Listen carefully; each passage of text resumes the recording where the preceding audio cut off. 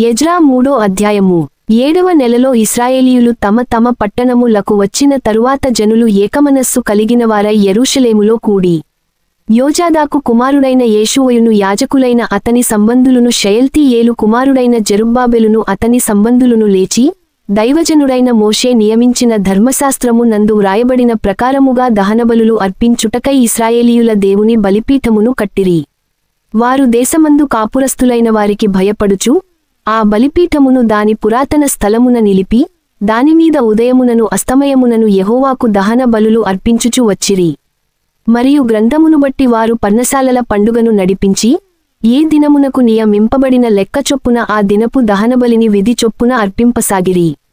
తరువాత నిత్యమైన దహనబలిని అమావాస్యలకును యెహోవా యొక్క నియామకమైన పండుగలకును ప్రతిష్ఠితమైన దహనబలులను ఒక్కొక్కడు తెచ్చిన స్వేచ్ఛార్పణలను అర్పించుచు వచ్చిరి.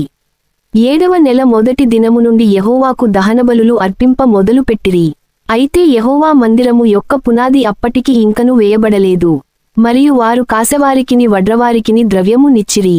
అదియుగాక పారసీక దేశపు రాజైన కోరెషు తమకు సెలవిచ్చినట్లు దేవదారు మ్రానులను లెబానోను నుండి సముద్రము మీద యొప్పే పట్టణమునకు తెప్పించుటకు సీదోనీయులకును తూరువారికిని భోజన పదార్థములను పానమును నూనెను ఇచ్చిరి.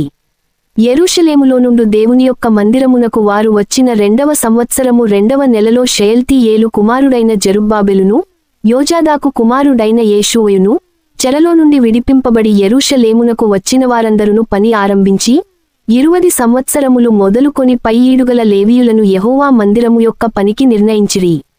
యేషూవయు అతని కుమారులును అతని సహోదరులును కద్మీయేలును అతని కుమారులును హోదవ్యా కుమారులును హేనాదాదు కుమారులును వారి కుమారులును లేవీయులైనవారి బంధువులును దేవుని మందిరములో పనివారిచేత పనిచేయించుటకు నియమింపబడిరి. శిల్పకారులు యెహోవా మందిరము యొక్క పునాదిని వేయుచుండగా ఇశ్రాయేలు రాజైన దావీదు నిర్ణయించిన విధిచొప్పున తమ వస్త్రములు ధరించుకొనినవారై యాజకులు బాకాలతోనూ ఆసాపు వంశస్థులగు లేవీయులు చేయి తాళములతోనూ నిలువబడి యెహోవాను స్తోత్రము చేసిరి.